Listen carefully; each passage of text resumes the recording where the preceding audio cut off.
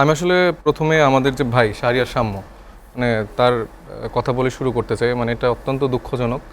আ শাম্য আমারও খুব কাছের ছোট ভাই এবং আমার সিরাজগঞ্জে ওর বাড়ি।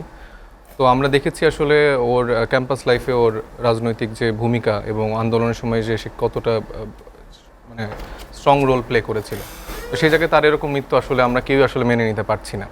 এবং আমি একটু এই বিষয়টাকে কেন অ্যাড্রেস করছি, কারণ এই বিষয়টাকে অনেকভাবে রাজনৈতিকভাবে একটা আকারে নিয়ে যাওয়া হচ্ছে। এটা আসলে রাজনৈতিকের জায়গার দিক থেকেও আমার মনে হয় যে মূল গোড়ায় সমস্যাটা আমাদেরকে দেখা উচিত। যে এই সোহরাওয়ার্দী উদ্যানটা আছে, সেইটার দায় কিন্তু কেউই নেয় না, সিটি কর্পোরেশনও নেয় না, দেখা যাচ্ছে বিশ্ববিদ্যালয় প্রশাসন নিচ্ছে না।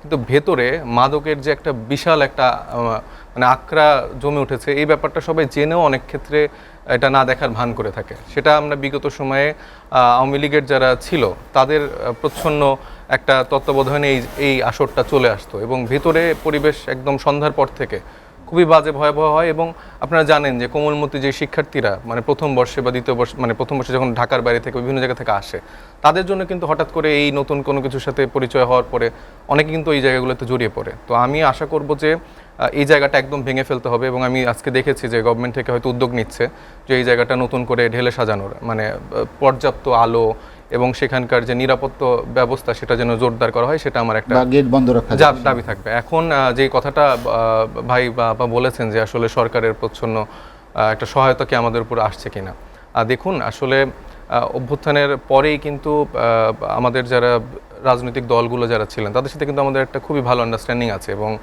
তারেক জিয়া সাহেব যিনি আছেন উনি কিন্তু আমাদের সাথে খুবই আন্তরিক। এবং আমি তো বলতে পারি যে উনিও তাহলে চাচ্ছে যে আমরা আসলে গ্রো করি। মানে উনি কিন্তু প্রথম থেকে সাপোর্ট দিয়েছে যে আপনারা যারা তরুণরা আছেন আপনারা যে কিছু করবেন আমরা কিন্তু ওয়েলকাম জানাই। তো তাদের সিনিয়র যারা লিডার আছেন তাদের কিন্তু এরকম একটা মেসেজ সবসময় ছিল। কিন্তু হঠাৎ করেই আস্তে আস্তে যখন সময় আগাচ্ছে তখন আমরা দেখছি যে অন্যান্য নেতাকর্মী বা তাদের জায়গা থেকে একটা মানে হেল্পের জায়গাটা আমরা দেখছি চেঞ্জ হয়ে যাচ্ছে। আর আমাদের সরকারের সাথে যদি আসলে ওই জায়গাটা থাকতোই তাহলে কিন্তু ধরেন, আমি এটা এর আগেও বলেছি যে মানে চুপ্পু ওনার ইস্যুতে, তারপরে জুলাই ঘোষণাপত্রের ইস্যুতে, এগুলো তো আমরা তুড়ি মেরেই আসলে আদায় করে নিতাম। আমরা কিন্তু প্রত্যেকটা বিষয় আসলে চেয়েছি যে আমাদের যেসব রাজনৈতিক দল আছে, স্পেশালি বিএনপি, জামাত, যাদের আসলে দীর্ঘ একটি রাজনৈতিক জার্নি আছে এবং দীর্ঘ এই 17 বছরে কিন্তু তারা অনেক ত্যাগ তিতিক্ষা স্বীকার করেছেন। আমরা অবশ্যই চেয়েছি যে এই মানুষগুলোকে সাথে করে কোনো একটা দাবি যেন আমরা গভর্নমেন্টের থেকে আদায় করতে পারি। এই গভর্নমেন্ট কিন্তু শুধু আমার বা আরেকজনের না, আপনাদের সবার, আমরা সবাই কিন্তু একটা মানে কনসেনসাসের ভিত্তিতে এই গভর্নমেন্টকে আমরা বসিয়েছি এবং তারা কিন্তু জনগণের ম্যান্ডেট নিয়েই বসেছে। তো সেই জায়গা থেকে আমাদের আসলে ওই প্রভাবের জায়গা থাকলে আমরা কিন্তু এই দাবিগুলো আদায় করে নিতে পারতাম। আমরা সেই জায়গাটা না করে আমরা কিন্তু চেষ্টা করেছি সবাইকে সাথে নিয়ে কাজগুলো আগানোর, এবং আমরা দেখেছি একটা কাজও সফল হয়নি। আওয়ামী লীগ এই 9 মাস পর কেন আমাদের নামতে হলো, কারণ আমরা দেখতে পাচ্ছি যে হাসনাত আবদুল্লাহর উপর আক্রমণ হচ্ছে। এখন ধরেন যে কোনোভাবে আওয়ামী লীগ ফিরে আসলো, আওয়ামী লীগ ফিরে আসার পরে মানে এই যে একটা যে ক্রেডিটের যে একটা দেয়া নেওয়ার একটা যে জায়গা তো চলছে, এখন বিএনপি বা অনেক দল বলে যে আমরা দীর্ঘ 17 বছর ধরে আন্দোলন করার ফসল এটা, বা আমরাই সামনে থেকে এটা ভূমিকা পালন করেছি। এখন সামাও হাসিনা ফিরে আসলো, তাহলে ধরেন আসার পরে কিন্তু যে কয়টা মানুষকে ফাঁসি দেবে বা মানে গুলি করে শেষ করে ফেলবে তারা কিন্তু এই আমরাই। আপনি কিন্তু বিরোধী দলের যারা ছিল সে সময় রাজনৈতিক দলগুলো, তাদের উপর কিন্তু কোনো অ্যাটাক আসবে না, কারণ তারা সেই একটা ব্যালেন্স কিন্তু রেখেই চলেছে এবং তাদের স্টেটমেন্টগুলো কিন্তু এখনো সেরকমই।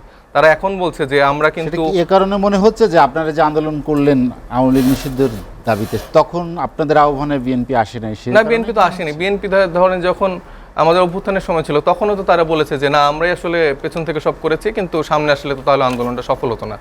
তাদের যে বয়ানগুলো যে তারা বারবার এস্টাবলিশ করছে সেটা আসলে আমাদের জন্য দুঃখজনক। যেরকম এবার এই আন্দোলনের পরে তারা বলছে না আমরা তো 2 মাস আগে হচ্ছে পেপার জমা দিয়ে এসেছি।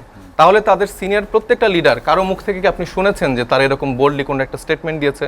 তারা প্রত্যেকেই বলেছে না এটা জনগণ দেখবে, আচ্ছা হ্যাঁ না আওয়ামী লীগের তো অনেক বড় একটা অংশ এখনও দেশে রয়ে গেছে, রিফাইন্ড আওয়ামী লীগদের আমরা দলে নিতে পারি, এরকম অনেক বয়ান কিন্তু তারা উৎপাদন করেছেন। এবং আমরা মাঠ পর্যায়ে দেখেছি যে অনেক আওয়ামী লীগকে তারা বিভিন্নভাবে সহায়তা করছে, তাদেরকে সেফ এক্সিট দিয়ে দিচ্ছে। তো এই জায়গাগুলো তো জনগণ রাস্তায় মাঠে ঘাটে সব জায়গায় দেখছে এবং আপনারা যারা সংবাদকর্মী আছেন তারাও জানেন। তো সেখান থেকে তারা যে এরকম করে একটা মানে এনসিপিকে এইভাবে একটা ক্যারেক্টার মানে অ্যাসাসিনেশন করতেছে, মানে সেটা কিন্তু আসলে খুবই দুঃখজনক। তো সেই জায়গা থেকে আমি মনে করি এইটা বের হয়ে এসে যারা আসলে এত বছরের রাজনৈতিক দল আছে তারা বরঞ্চ আমাদেরকে সাথে নিয়ে ভালো পরামর্শ দিয়ে একসাথে কাজ করার একটা চিন্তা করবে। এখানে আমার বিএনপির একটা হেলদি কম্পিটিশন হবে, যে ভালো কাজে লড়াই হবে। আমরা কেন বিগত সময়ের এই পুরানো রাজনৈতিক বন্দোবস্তের মতো করে একে অপরের উপর দোষারোপের যে রাজনীতি আমরা করার চেষ্টা করছি, সেখান থেকে আমার মনে হয় বের হয়ে আসা উচিত। কারণ তারা প্রত্যেকে অনেক সিনিয়র, অনেক বিজ্ঞ, তাদের অনেকের রাজনৈতিক জীবনের বয়সে হয়তো বা আমাদের বয়সের সমান না। তো আমরা এক্সপেক্ট করবো যে এই মানুষগুলা আমাদের জন্য পাথেয় হবে, বরঞ্চ এই কাদা ছোড়াছুরির মতো নোংরা রাজনীতিতে আমরা জড়াতে চাই না। বিগত আমরা হিস্ট্রিও চেক করি, 90-এর পরেও আপনি দেখবেন আসলে ছাত্র জনতারা স্পেশালি মাঠে থেকে জীবন দেয়, আহত হয়, নিহত হয়, কিন্তু এর ফল ভোগটা করে আসলে রাজনীতিবিদরা, এবং তারা উপর দিয়েই সব বলে যে হ্যাঁ এটা তো আমরাই করছি বা এরকম। সেই জায়গা থেকে তারা বিভিন্ন আশা দেয়, যেরকম তিন জোটের রূপরেখা দিয়েছিল সেটা কিন্তু ফেলিয়ার ছিল, এবং জাতিকে যেই আশ্বাসই দিয়েছে রাজনৈতিক দলগুলো আসলে সেই আশাগুলো পূরণ করতে ব্যর্থই হয়েছে। তো সেই জায়গা থেকে যখন এই জুলাই গণ অভ্যুত্থানটা হয়, যারা আমাদের স্টুডেন্ট লিডাররা ছিল বা আমরা ইয়াং প্রফেশনাল যারা আমরা ছিলাম, তো আমাদের মনে হচ্ছিল যে আমাদের যারা রাজনৈতিক দলগুলো আছে তারা হয়তো বা ওই আগের ভুলগুলো থেকে হয়তো বা শিক্ষা নেবে, এবং তাদের কথাবার্তা, তাদের কাজকর্ম এগুলো আমাদেরকে নতুন একটা আশা দেখাবে। কিন্তু ধরেন আমাদের যারা হচ্ছে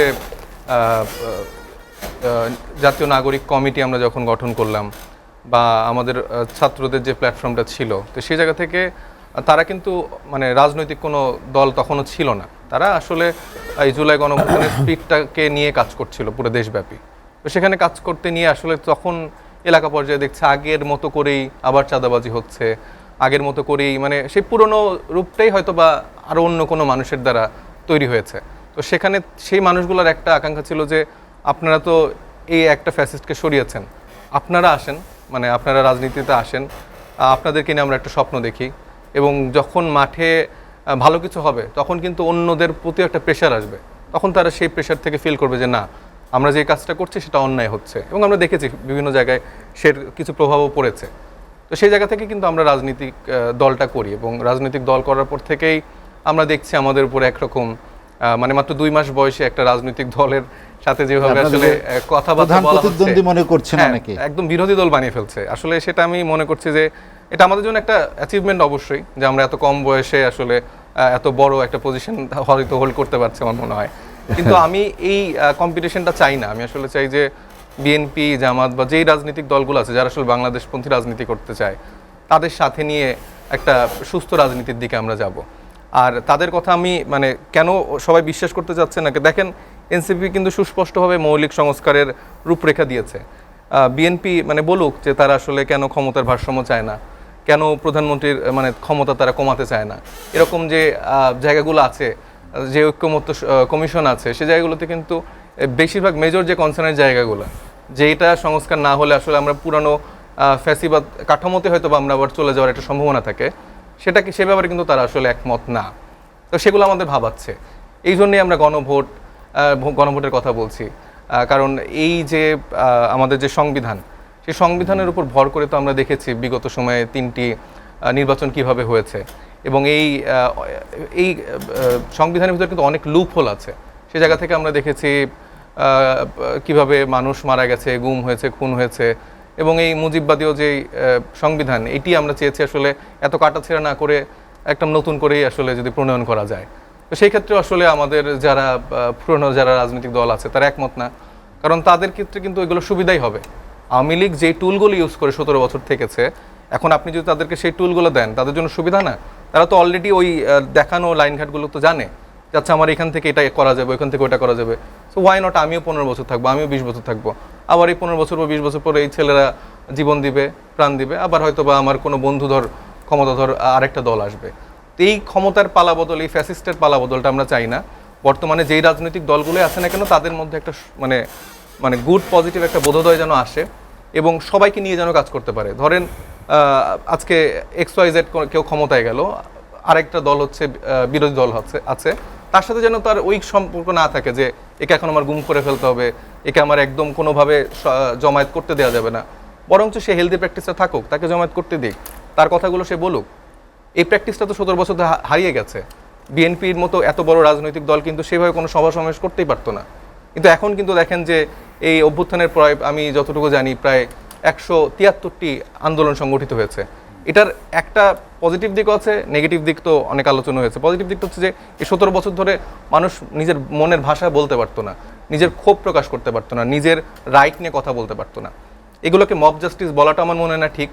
যেগুলো আসলে যৌক্তিক আন্দোলন সেগুলোকে আসলে সরকার সেভাবে দেখা উচিত যেন এই আন্দোলনগুলো মাঠ পর্যায়ে না আসে। কিন্তু সরকারের জায়গা থেকে আমার মনে হয় যে ব্যুরোক্রেসির জায়গায় যারা আছেন, যারা আসলে এখন দলীয় পরিচয় ব্যবহার করছেন, যে না আমি আগে আওয়ামী লীগ করতাম, এখন আমি বিএনপি বা জামাত ইসলামী বা এনসিপি, এরকম পরিচয় কিন্তু তারা দিচ্ছে। তো সেই জায়গা থেকে আমি চাই যে তারা যেন এই দলীয় পরিচয়টা না দেয়, তারা যেন মানে জনগণের সেবক হিসেবে মানুষকে সেবা করে। এবং রাজনৈতিক দল হিসেবে আমাদের উচিত যেই সরকার এসেছে তাদেরকে সহযোগিতা করা। তাদেরকে যদি আমরা এখন প্রতি পদক্ষেপে বিরোধী দল সেজে যে তাদেরকে প্রতি পদক্ষেপে আটকানোর যে চেষ্টাটা হচ্ছে, সেটা জায়গা থেকে তাদের যদি সহযোগিতা করে, আমার মনে হয় যে এটা জুন না, তার আগে একটা সুন্দর হেলদি ইলেকশন সম্ভব। তার আগে যে বিচারিক প্রক্রিয়ার কথা আপা বললো, এটা চলমান থাকবে অবশ্যই। এটা কমপ্লিট হওয়ার পর নির্বাচন হবে, এটা কিন্তু কেউ বলছে না। বা সংস্কার কমপ্লিট হওয়ার পর ইলেকশন হবে, এটাও কিন্তু কেউ বলছে না। এটা পাশাপাশি চলমান থাকবে। তো এই বিষয়ে আসলে কেন এত দ্বিমত আমি তো আসলে বুঝতেছি না। কারণ বড় একটি দল বিএনপি, যাকে আপনারা আস্থায় নিতে পারছেন না। হ্যাঁ, তাদের আসলে দেখেন, তাদের আসলে চাওয়াটা যে এত কেন কালক্ষেপণ হচ্ছে। আমরা 17 বছর অপেক্ষা করছি, আপনারা আগামীকালকে নির্বাচনটা দেন। আমরা আগামীকালকে নির্বাচনে ক্ষমতায় এসে দেশের যা সমস্যা আছে সব আমরা এক নিমিষে তুড়ি মেরে আসলে সমাধান করে দিব। ব্যাপারটা তো আসলে তা না। আমাদের যেরকম ড্যামেজ এই হাসিনা করে দিয়ে গেছে, এটার জন্য সামষ্টিকভাবে আমাদেরকে পলিসির জায়গা থেকে আমাদের যারা ভালো যারা আছেন, যারা দেশের বাইরে চলে গেছেন, যারা দেশে আছেন, এই মানুষগুলোকে এক করতে হবে। শুধুমাত্র পলিটিক্যাল লিডারদের দিয়ে কিন্তু একটা দেশ চালানো সবসময় সম্ভব না। আমরা দেখেছি এর আগেও যেসব অযোগ্য লোকদের বিভিন্ন জায়গায় বসিয়েছে, সেখানে কিন্তু ফাংশন করেনি। আমার দলীয় লোক দেখে দেখে ভিসি বানানো, তারপরে আমার বিভিন্ন প্রতিষ্ঠানে বসানো, এই জায়গা থেকে বের হয়ে যে যারা যোগ্য লোক, আমাদের বেশিরভাগ ফ্রেন্ড যারা আমরা একসাথে ঢাকা বিশ্ববিদ্যালয়ে পড়াশোনা করেছি, তারা বেশিরভাগ ফ্রেন্ড হচ্ছে দেশের বাইরে চলে গেছে। কারণ দেখেছে দেশে আসলে সেই সুযোগটা নেই। তাদের ক্যাপাসিটি থাকা সত্ত্বেও তাদেরকে সেই যোগ্যতা অনুযায়ী তাদের কাজ তারা পায় না। তারা তো দেশে এই মেধা পাচারগুলো হয়ে গেছে। তো আমাদের গভর্নমেন্টের, আমাদের সব রাজনৈতিক দলের এটাও ইনশিওর করতে হবে যে এখানে যেন প্রকৃত মেধাবীদের একটা যোগ্য স্থান হয়।